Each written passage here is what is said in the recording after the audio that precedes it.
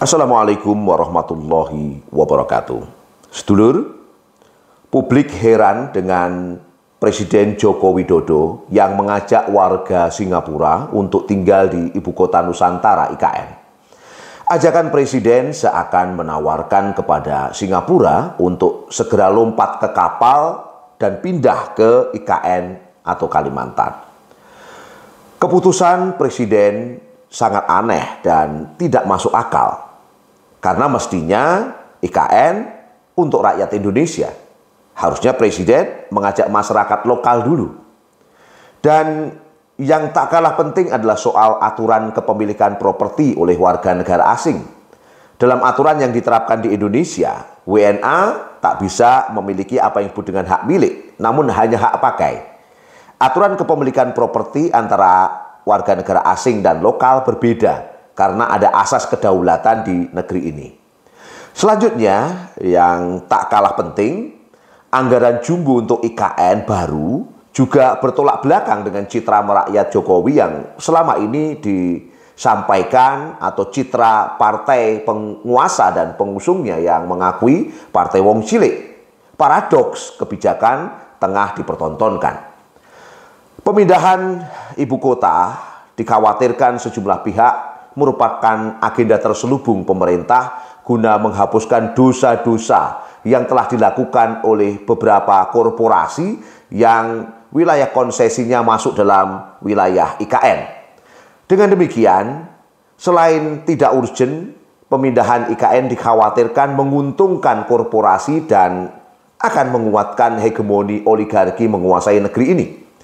Tak dipungkiri, kini penerapan demokrasi dianalisis banyak pihak tengah bergeser ke oligarki, di mana pihak yang berkuasa hanyalah segelintir orang sehingga menjadi kedaulatan di tangan korporasi.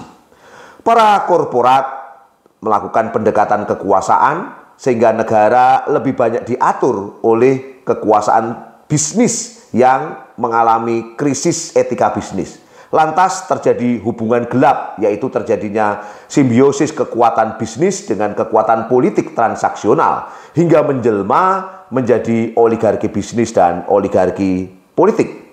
Dalam konsep Islam, pemindahan ibu kota negara merupakan perkara mubah, boleh-boleh saja dilakukan. Namun tentunya dengan pertimbangan matang dan tetap berporos pada kemaslahatan rakyat. Kesejahteraan rakyat menjadi prioritas, bukan demi segolongan manusia yang dekat dengan penguasa atau yang menjadi kroninya. Sebagaimana misi pemerintahan dimanapun adalah untuk mewujudkan kesejahteraan rakyat.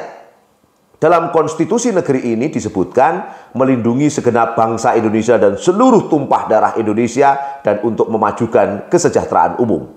Sejalan dengan ini, saudara sekalian, Thomas Hobbes berpendapat bahwa tujuan utama terbentuknya suatu pemerintahan adalah memberi rasa aman dan menjamin keamanan bagi warganya. Namun, jika situasi negara sedang tidak memungkinkan seperti saat ini, alangkah bijaknya jika pemerintah tidak memaksakan pemindahan ibu kota negara. Karena jika dilakukan, justru akan menimbulkan dampak negatif dan jauh dari pencapaian tujuan kesejahteraan rakyat. Sehingga yang dilakukan adalah optimalisasi pembangunan ibu kota negara yang telah ada, yaitu Jakarta dalam konteks ini, untuk mewujudkan kesejahteraan tersebut. Demikian para pemirsa channel Khilafah News. Semoga Anda mendapatkan banyak manfaat dari acara kami. Sampai bertemu lagi di channel yang sama di program berikutnya. Jangan lupa untuk subscribe, like, dan klik tombol lonceng di bawah ini. Akhirnya, saya Agung Wisnuwardana bersama kru yang bertugas undur diri. Sampai jumpa. Assalamualaikum warahmatullahi wabarakatuh.